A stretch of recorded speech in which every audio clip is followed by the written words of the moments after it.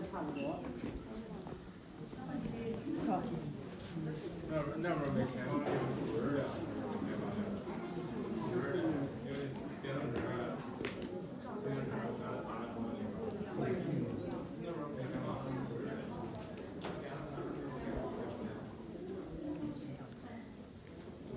今天来到西六宫看看，先穿过咸河右门。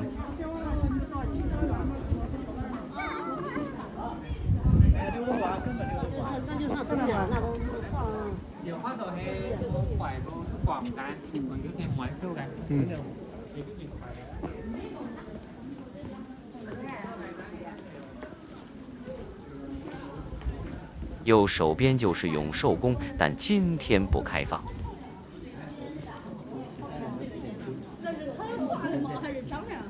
那就繼續向前，穿過淳佑門。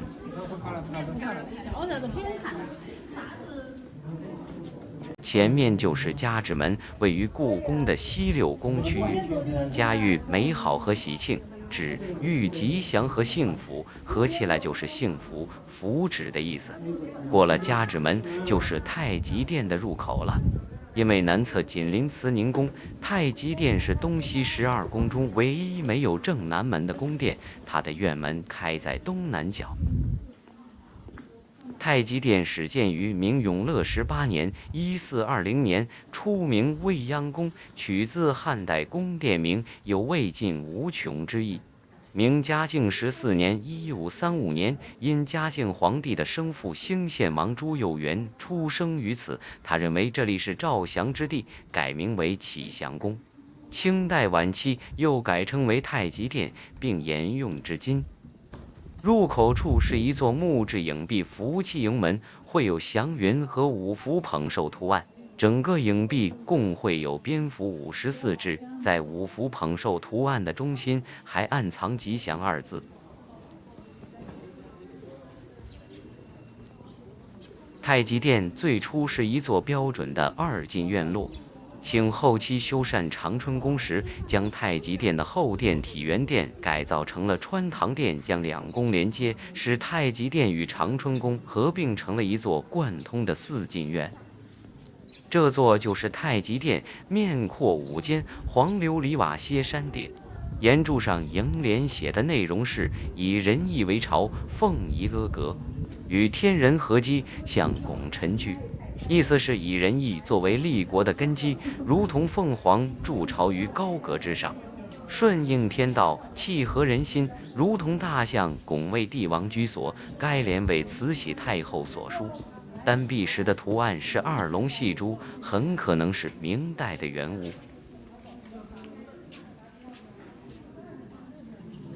原本正南門的位置是一座琉璃影壁，修建於咸豐9年（1859年）。壁心是經典的2龍戲珠圖案，四角各有一條盤龍，因此也叫6龍壁。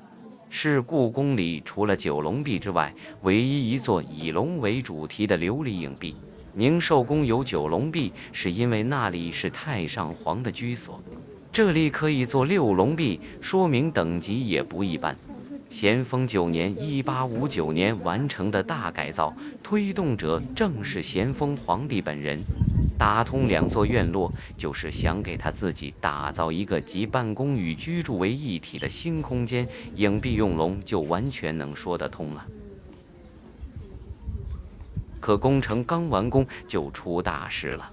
次年8月，英法聯軍從天津大沽口登陸。9月，通州談判破裂，清軍扣押了英法談判代表，並施以虐待，隨後在八里橋之戰中慘敗。咸豐皇帝任命其弟恭親王奕欣處理危局，本人於9月底逃往承德避暑山莊。10月，聯軍洗劫圓明園，佔領了北京城。英國代表額爾金以清政府虐待談判代表、違背國際法為由，火燒圓明園。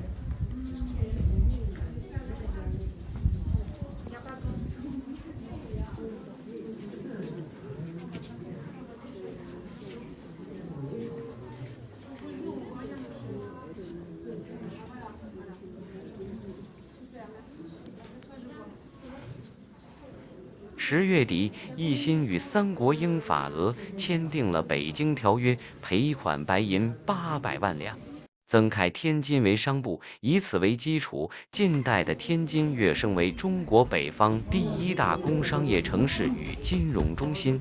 允許外國公使常駐北京，東江米巷被諧音雅化為東交民巷，成了使館街。割讓九龍司地方一區給英國，1997年收回。割讓烏蘇里江以東約40萬平方公里的領土給俄國，至今未收回。次年8月，咸豐皇帝病逝於承德避暑山莊，太極殿他是一天也沒住過。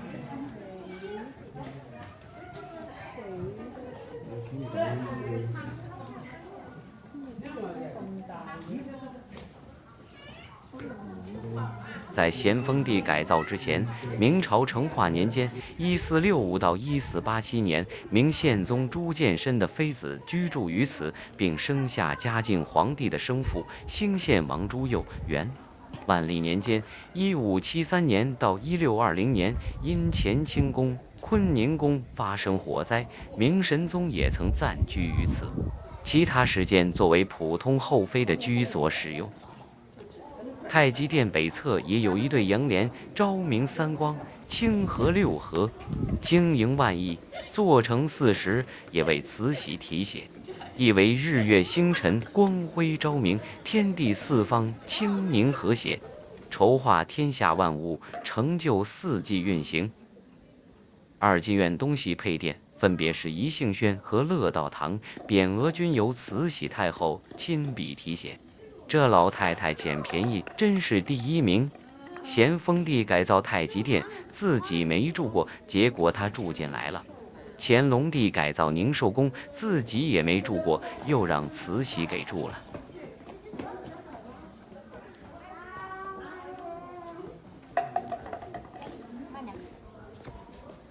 北側就是體元殿，經咸豐皇帝改建後，成為一座特殊的穿堂殿，通向長春宮區域。匾額由咸豐皇帝御筆親題。室內作為宮廷生活原狀陳列，展示的是慈禧太后居住時期的風貌。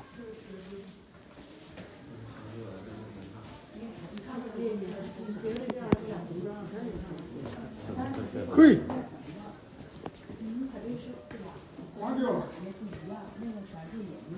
畫面中間這個是熏籠，下面的盆裡燒炭是冬天取暖用的器具，也可用於焚香。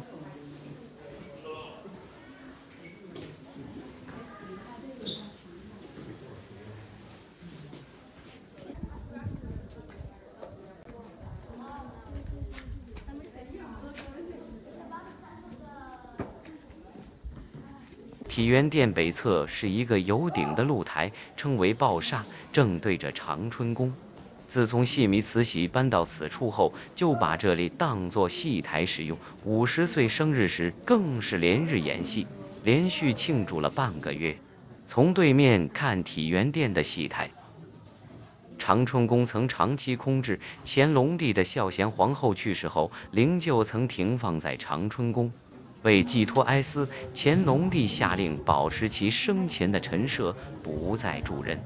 這道禁令一直持續到乾隆60年（1795年）才解除。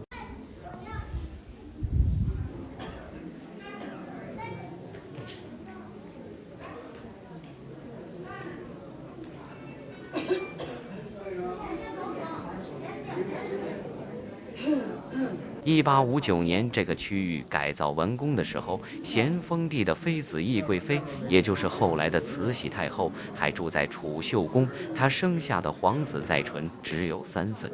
1861年，咸豐帝在承德避暑山莊去世，皇太子載淳即位，即同治皇帝。隨後，咸豐帝的皇后鈕祜祿氏被尊為慈安太后，懿貴妃葉赫那拉氏被尊為慈禧太后。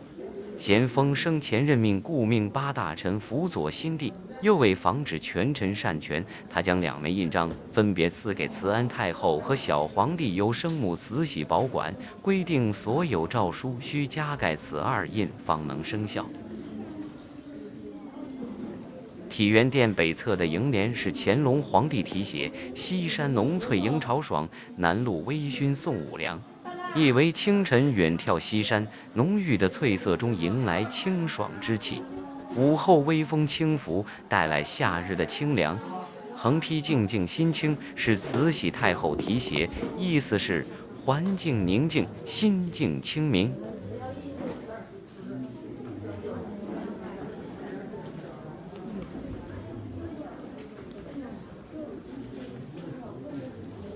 慈禧的兒子载淳当上皇帝後，慈禧與顾命八大臣的矛盾迅速激化，特別是八大臣中的肃順和慈禧都是鹰派，不喜歡權力高於自己的人。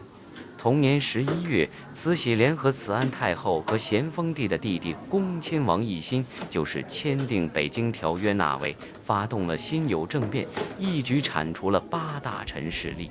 之後，慈禧和慈安一同住進了長春宮，两個太后正式開始垂簾聽政，共同掌握國家大權。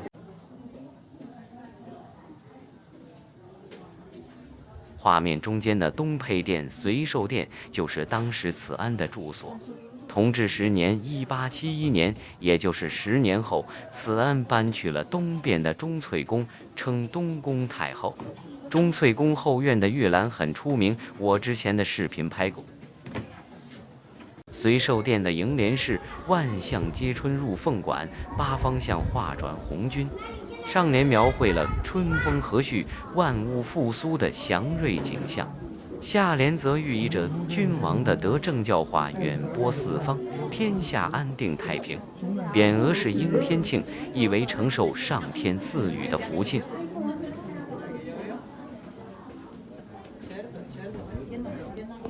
西配殿平安室就是当时慈禧的住所。慈安搬去忠翠宮後，慈禧獨享整個長春宮和太極殿區域，稱西宮太後。她一直在此居住了23年之久。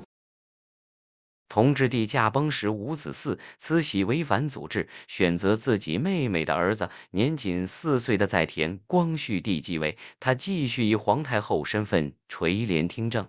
慈禧正是在長春宮裡逐步成為清王朝的實際統治者，其影響持續了近半個世紀。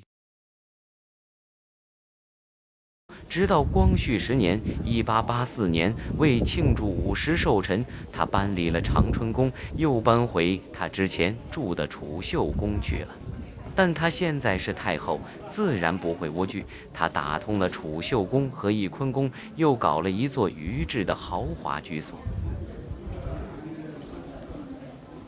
平安室的楹聯是“麟遊鳳舞中天瑞，日朗風和大地春”。上聯意為麒麟漫步，鳳凰起舞，是上天降下的吉祥徵兆，象徵盛世太平。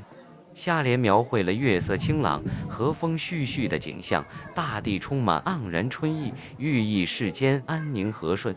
匾額是隋萬邦，意為安撫天下所有的諸侯國。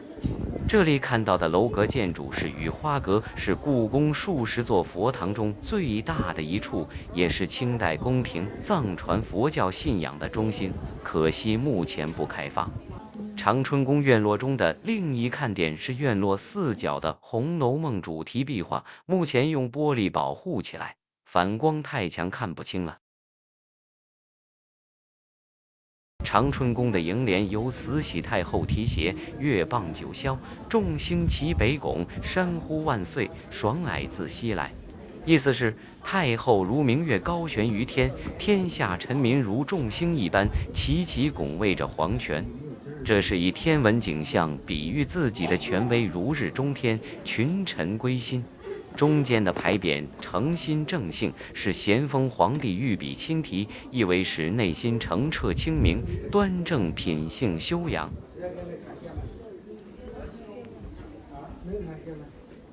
故宮裡一共有3對這樣的銅龜，分別安放在太和殿、乾清宮和長春宮前的月台上，旁邊通常也配有對應的銅鶴。其實它是神獸贔屭，龍生9子之一，也叫鳌，獨占鳌頭，說的就是它。民間常說馱石碑的王八，其實也是它。再看這隻銅鶴，它與銅龜成對出現，象徵江山永固，帝王長壽。它的腹內是中空的，節慶大典時可以在裡面放香料，青煙就從鶴嘴裊裊飄出，營造莊重肅穆的氣氛。長春宮其實還有個後院，從正前方貼着生歡二字的小門進入，可惜目前也未開放。長春宮的最後一個居住者是末代皇帝溥儀的淑妃文繡。1922年，年僅13歲的文繡被選入宮，成為16歲的溥儀的淑妃。清廷覆滅後，她隨溥儀出走天津。1931年，在天津住所静園出走，與溥儀離婚，溥儀支付贍養費5.5萬元。此事被稱為“刀妃革命”，轟動全國。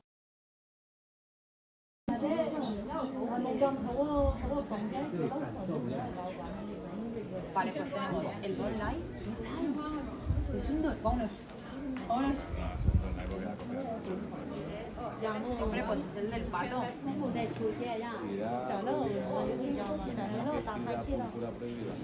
今天就到這吧，記得點讚、關注，拜拜。